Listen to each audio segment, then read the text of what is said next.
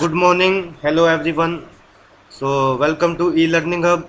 So, this is the series number 20th for child development and pedagogy MCQs for CTET, KVS and DSSSB. So, first question for this series.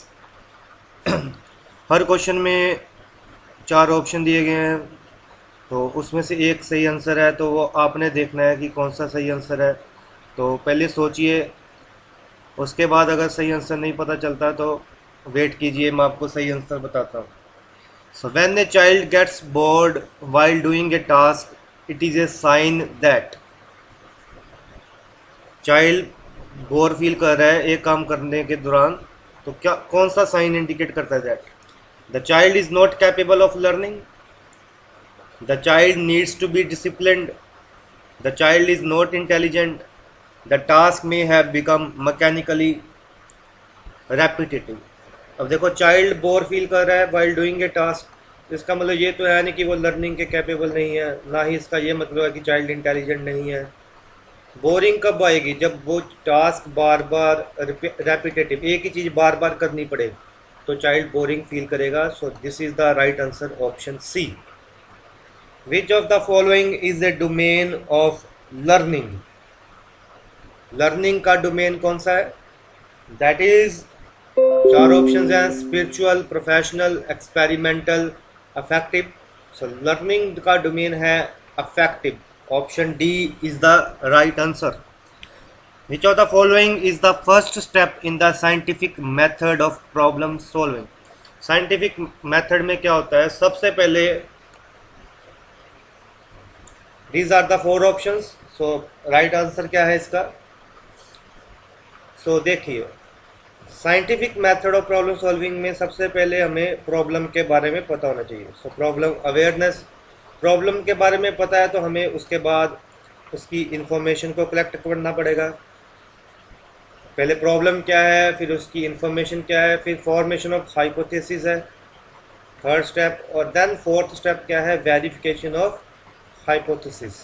So first step क्या हुआ? So first step in the scientific method of problem solving is problem awareness. Next question,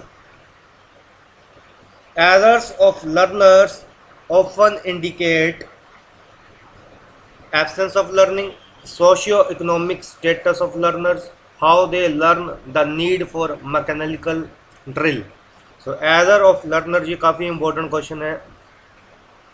error of learner mean learning के दौरान जो बार बार error आ रहे हैं वो क्या indicate करते हैं? वो इंडिकेट करते हैं कि there is a need for mechanical drill. Mechanical drill का मतलब हमें बार बार उसको एक चीज़ को करवाना पड़ेगा, रेपिटेशन करवानी पड़ेगी। जैसे हमने किसी को कोई नए वर्ड्स सिखाने हो तो हम बार बार उससे पूछते हैं। So the need for mechanical drill is the right answer. A child starts to cry when his grandmother takes him from his mother's lap. The child cries due to, the child cries due to, देखो इसमें क्या आएगा? Stranger anxiety, ये तो है नहीं क्योंकि उसकी ग्रैंड मदर ने उसकी मदर की लैब से लिया, तो ग्रैंड मदर स्ट्रेंजर तो है नहीं। सोशल एंजाइटी, सोशल फैक्टर भी कोई इसमें नहीं है। देखो इसमें क्या है, ये दोनों ऑप्शन कंफ्यूजिंग है कि सेपरेशन एंजाइटी और emotional anxiety. So emotional anxiety होगी, लेकिन उसे क्या हो रहा है? देखो उसकी ग्रैंड मदर उसको ले रही है उसकी मदर से, तो इमोशनल तो वो होगा नहीं इस केस में, लेकिन उसको ये होगा कि उसकी मदर से उसको सेपरेट किया जा रहा है। तो इसका राइट आंसर क्या है? Option B, the child cries due to separation anxiety. A teacher uses a text and some pictures of fruits and vegetables and holds a discussion with her students. The student link the details with their previous knowledge and learn the concept of nutrition. Student ने teacher ने कोई picture दिखाई fruits की और vegetables की और discussion start कर दी, और स्टूडेंट ने सोचा, प्रीवियस नॉलेज को उन्होंने देखा और उन्होंने कंसेप्ट नया लर्न किया। Means this approach is based on construction of knowledge, mean वो नॉलेज को कंस्ट्रक्ट करें। जो उनके पास देखो इन्फॉर्मेशन थी, जो उनके पास सारी की सारी माइंड में जो नॉलेज थी, उसको कंस्ट्रक्ट करके एक नया कंसेप्ट सीख रहे हैं. सो this is called construction of knowledge. Critical pedagogy firmly believes that Critical pedagogy firmly believes that the experiences and perceptions of learners are important. The teacher should always lead the classroom instruction. The learners need not reason independently. What children learn out of school is irrelevant.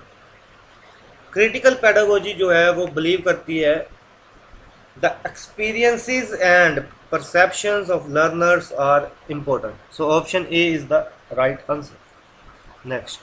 A teacher, after preparing a question paper, checks whether the question test specific testing objective specific. He is concerned primarily about the question papers. A teacher ने question paper prepare किया, उसके बाद वो check कर रहा है कि question जो है वो जो ऑब्जेक्टिव्स हैं उसको कवर कर रहे हैं कि नहीं कर रहे हैं. तो वो किस चीज़ के लिए कंसर्न है, वो क्या कर रहा है. A teacher, after preparing a question paper, checks whether the questions test specific testing objective. He is concerned primarily about the question paper. वो देख रहा है कि क्वेश्चन पेपर की कंटेंट कवरेज है, कि जो भी उसमें सिलेबस था वो पूरे का पूरा कंटेंट कवर हुआ कि नहीं हुआ. So this is the right answer. Next. Which of the following is the teacher related factor affecting learning. Teacher related factor में क्या देखो आएगा, ऑप्शंस हैं nature of content, mastery over the subject matter, proper seating arrangement, availability of teaching learning resources. Seating arrangement इतना matter नहीं करता, availability of teaching learning resources matter करते हैं, लेकिन ज़्यादा फैक्टर जो ज़्यादा लर्निंग को अफेक्ट करता है दैट इज़, ये इतना देखो इसमें और इसमें अगर हम कंपेयर करें तो this is the better option. So mastery of the subject matter. और नेचर ऑफ द कंटेंट और लर्निंग एक्सपीरियंसेस भी इतना मैटर नहीं करता. So right answer is option B is the right answer. Next. The teacher never gives answers to questions herself. She encourages her students to suggest answers, have group discussions and adopt collaborative learning. This approach is based on the principle of. देखो इसमें कोई role model तो बनना नहीं है teacher ने ऐसे कि वो आंसर नहीं दे रहा और बच्चों को कह रहा है आंसर दे, आप आपस में डिस्कशन करके और कोलैबोरेटिव लर्निंग आए. रेडीनेस टू लर्न ये भी इतना सूटेबल ऑप्शन नहीं है, ये तो लिंक ही नहीं करता है इस क्वेश्चन से. सो क्या होगा अगर टीचर क्वेश्चंस के आंसर खुद नहीं दे रहा लेकिन बच्चों को बोल रहा है कि वो कोलैबोरेटिव लर्निंग से खुद आपस में डिस्कशन करके करे, तो क्या होगा, मैक्सिमम पार्टिसिपेशन होगी स्टूडेंट्स की. सो क्या होगा, active participation. So option B is the right answer. So I hope you have learn these questions. अगर कोई भी डाउट हो या कोई भी सजेशन हो तो कमेंट जरूर करें. और सीरीज़ का ये 20th सीरीज़ थी, तो आप और भी देखें, इसमें CDP के क्वेश्चंस हैं प्लेलिस्ट में. So thank you for watching this video. Have a nice day.